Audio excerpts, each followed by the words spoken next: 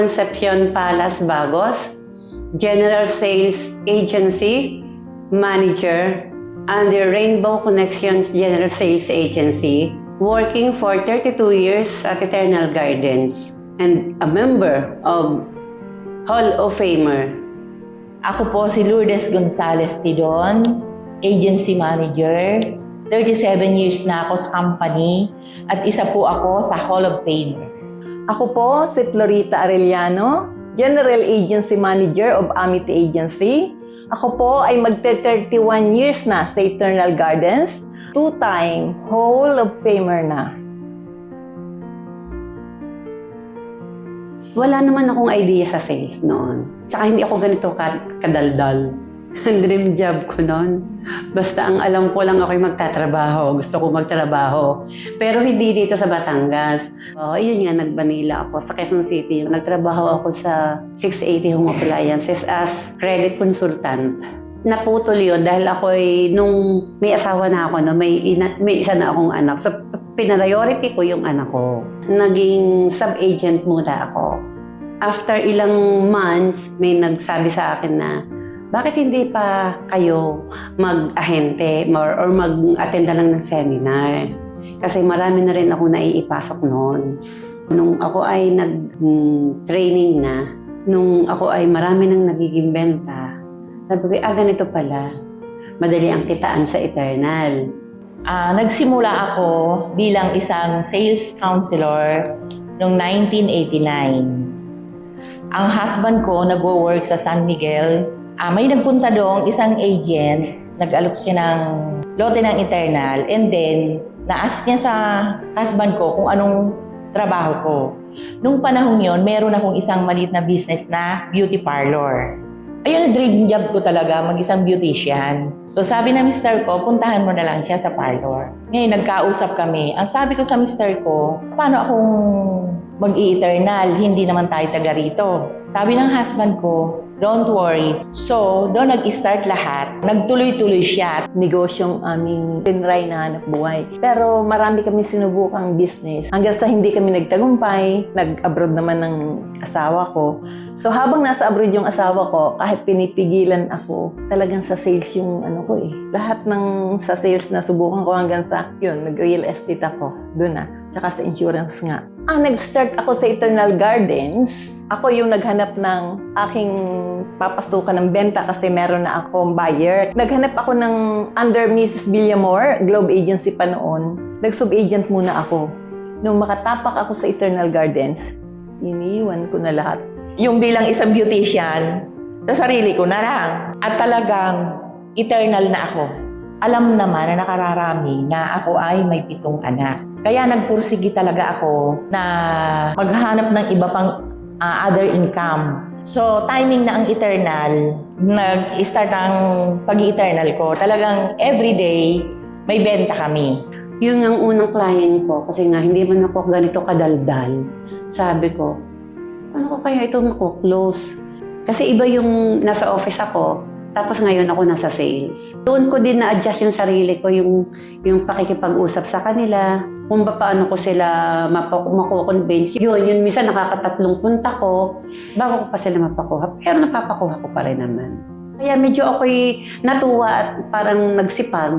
At saka maganda rin ang kitaan. Kaya nagdire-diretso yung pagbebenta ko. Ang una, nabentahan ko noon ay mga kapamilya. Tapos ang ginawa ko, yung mga nabentahan ko na marami ay yung naging kliyente ko sa real estate. Tapos hanggang sa akin binibigyan na referral, mga kumari ko, pag aalokin ko, bibili sila, bibigyan pa ako ng buyer.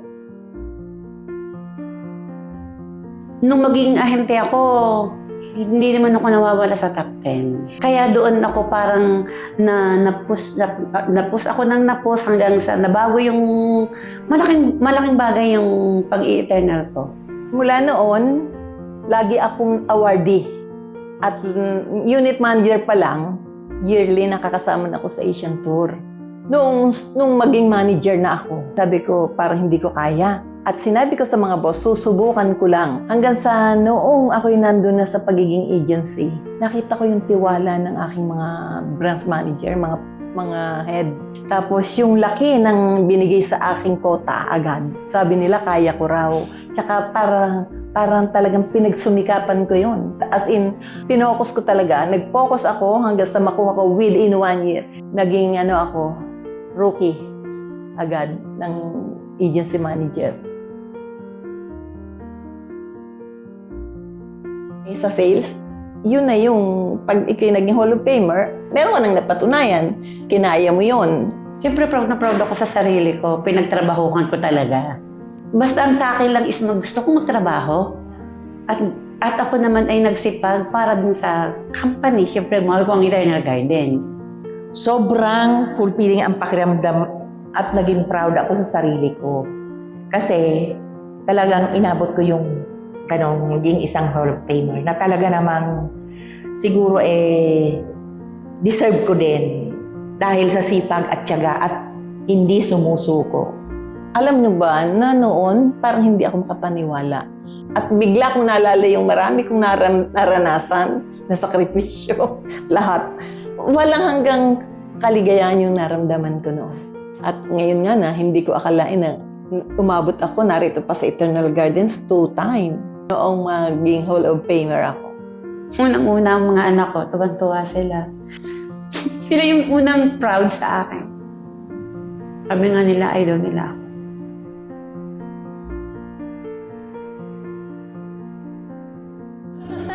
Hindi na-touch ako, kasi basta anak ko. Ako ay, ako sa mga anak ko kasi yung reflection ko sa kanila, paniniwala nila sa akin, doon ako madaling matouch.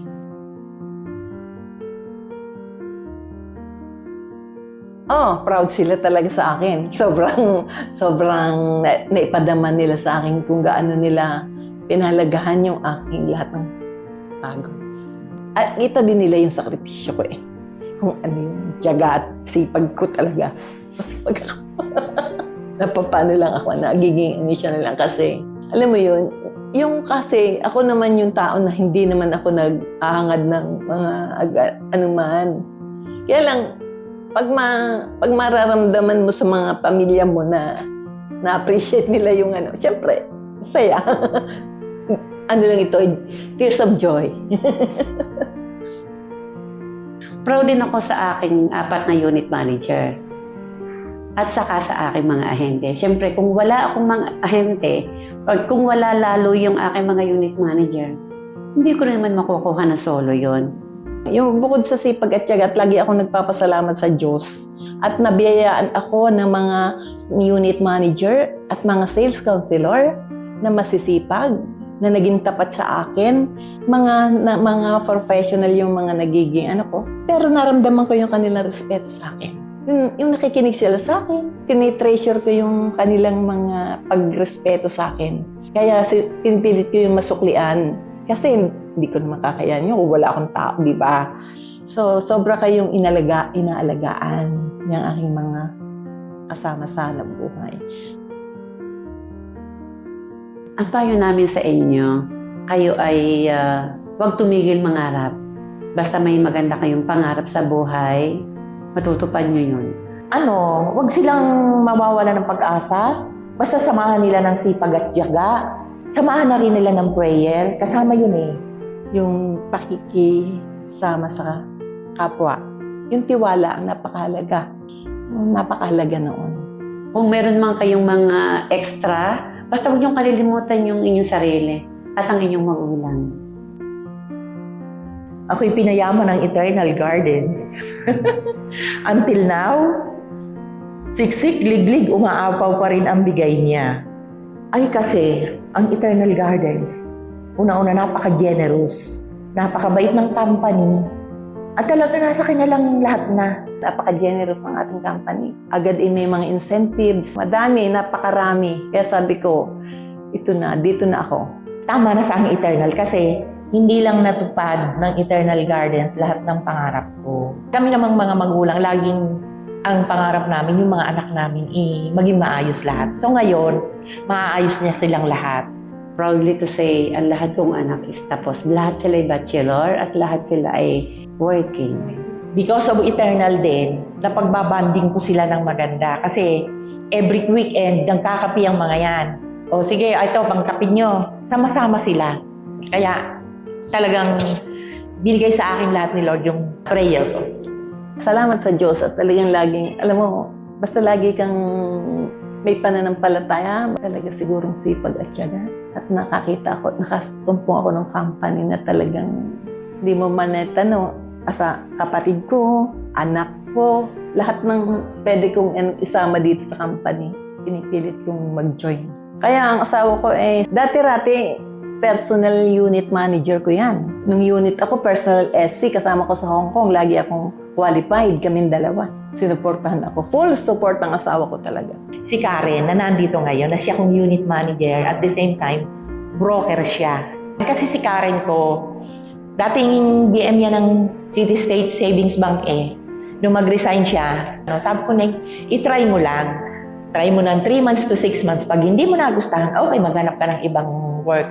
Pero, natutuwa ako at talagang siya ay successful na rin din sa Eternal. Kaya pinag-usapan namin, siguro pati mga apo nyo, pati mga dito na sa Eternal. Sabi ko, oo, hanggat may Eternal, dyan tayo. Si Amba ay nakilala ko siya talaga na napaka-humble niya. Nung una, na makita ko siya awarding nun sa City State. Lagi siya nakatawa. Simpleng-simple lang niya.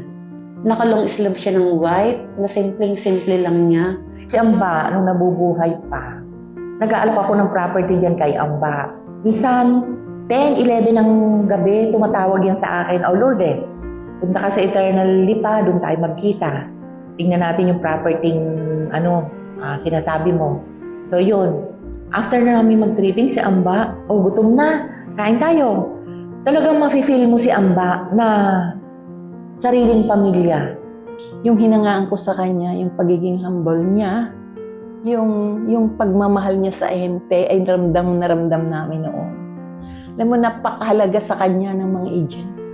At talagang, ang hindi ko malilimutan sa kanya, sinasabi niya na, alam mo Lourdes ang tawag niya sa akin. Alam mo Lourdes, kayong mga agent, mahal na mahal namin. Kasi bakit? Kayo ang sundalo namin. Kayo ang humaharap sa giyera.